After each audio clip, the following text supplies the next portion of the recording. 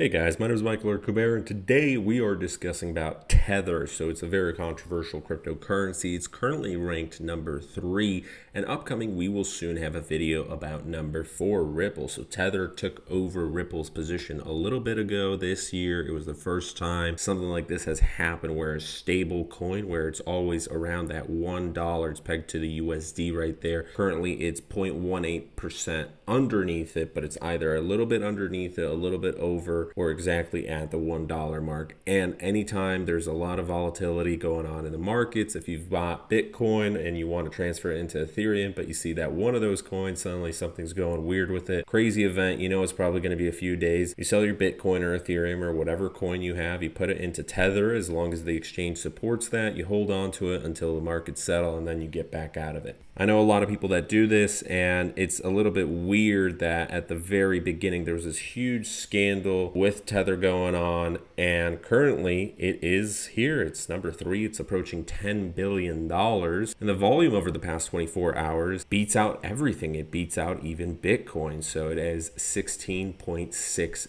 billion. There is a lot of action going on with it.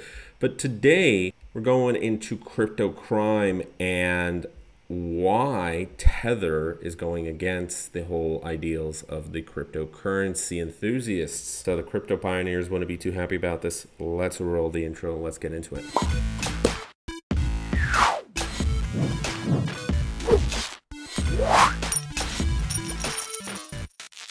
So here we go. Tether has blacklisted 39 Ethereum addresses that hold millions of dollars worth of USDT. So yikes, they're acting like a bank at this point. They are working with the authorities to freeze funds. That's right. At first, I clicked on this so fast when I saw the headline. I just didn't believe it. I didn't understand what was going on. I read into it and I was like, whoa, I had no idea Tether had this power, but of course they do. And it just adds to the controversy around Tether. So you gotta be careful, I guess, if you're a criminal, or even if you're not a criminal, but some government agency, a powerful government agency, wants taxes, wants something from you, financially speaking, and you've got millions of dollars in Tether. Well, I'd be careful, because I'm pretty sure out of these 39 individuals, probably some of them are affiliated with the darker side of the internet, and that's why they were blacklisted. Okay, we can understand that, but I'd go out on a limb and guess that some of these guys, it's related to unpaid taxes.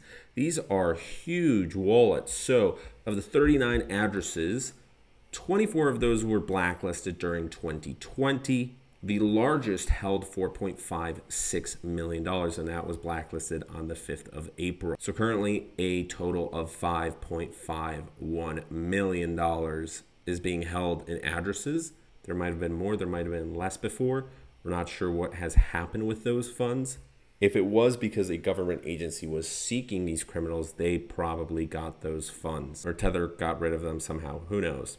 Blacklisting means that the addresses in question cannot send, receive, or redeem USD Tether. In effect, the Tether tokens held in these addresses have been rendered unusable. That goes against all of the decentralization, the anonymity, the privacy, the safety, security, and the freedoms that cryptocurrency offers to many individuals.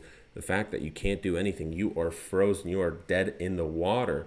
This is going to scare some people away from Tether, but it is obvious that it's not going anywhere. It is the 3rd highest cryptocurrency in value. More people are going to continue using it, but it's something that we have to be on the lookout for. We can't let cryptocurrency, at least the most popular ones, get involved too much with the government. I understand where they're going. I understand why they're doing this. They're taking the path of Ripple. They're taking the path of Coinbase. They're taking the path of these giant cryptocurrency companies that want to work with the institutional investors, with the governments, with the banks, because they know that that is how they're going to survive the longest. That's also how they're going to make the most amount of money. But it's also going to inspire, most likely, some other alternative cryptocurrencies and crypto companies that are going to be fully decentralized and don't work with the authorities. Because it doesn't matter where the funds came from or who is holding the fund. In 99.9% of cases, it is perfectly legal. They're just being used as investment vehicles, and in those 0.01% of cases, you'd have to look at them individual. It still doesn't matter at that point, because the whole 100% should be anonymous, secure, freedom. You're able to do whatever you want with that money. It's not like the dollar or euro or yen or Chinese yuan or whatever currency, whatever fiat currency you want to use. Anything that is a currency, anything that is of a value has been used in crime. Dollar is probably used in more crime than any other currency out. So just because a tiny percentage of individuals who are using that currency are using it for crime doesn't mean that you should give up your privacy so the government gets more and more power slowly. Now, I'm not going against the government and law enforcement over here. I'm just saying, if you are pro-privacy, if you are pro-anonymity, I'm kind of in between them both. I can see both arguments. Obviously, I'm going to lean on one side a little bit more, and then I might switch over, and it really depends on the situation because no side's perfect, right? But this definitely worries me. Tether routinely assists law enforcement in their investigations. Through the freeze address feature, Tether has been able to help users and exchanges to save and recover tens of millions of dollars stolen from them by hackers. Now, this is a good feature,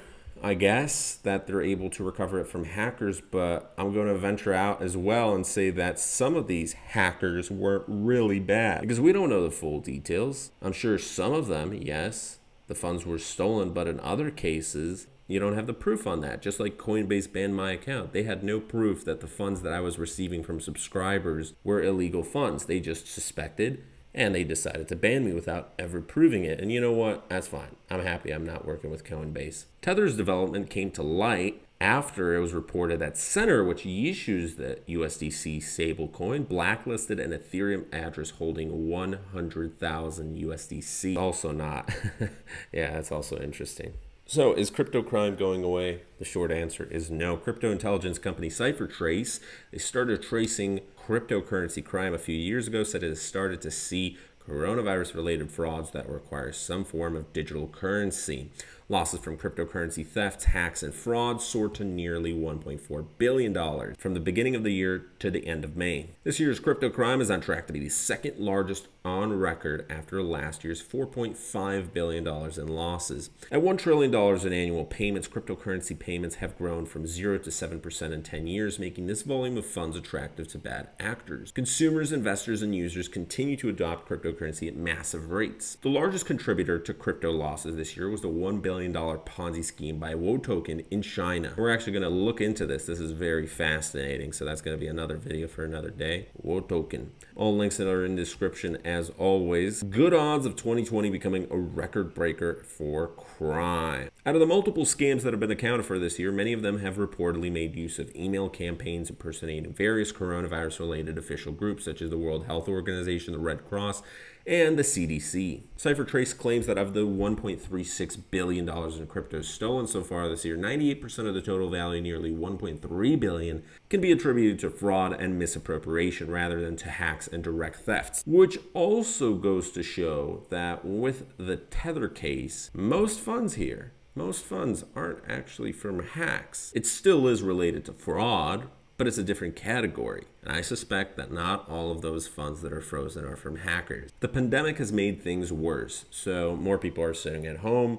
There's more opportunities to scam people. I mean, it kind of makes sense. Bitcoin's doing pretty well, really stable at $9,100. The market cap at $272 billion. That's today's video. Guys, if you enjoyed today's video, please leave a like, comment, subscribe, and share your opinion down below. That is important. Another video is coming out later today, so stay tuned for that. We are going to be discussing about Ripple. We are going to be discussing about EOS. I asked on my Instagram if anybody's interested in some altcoins, and I got your responses, so we're going to be looking into those. But Ripple and EOS, definitely. There's also going to be a lot of action with Ripple this upcoming week. We will be discussing about Travala today, which used to be TravelBlock's competition. So that's why I'm very interested with what's been going on with Travala, which is basically the Expedia of crypto. They started working with Expedia, so that's going to be an interesting one. See you guys later.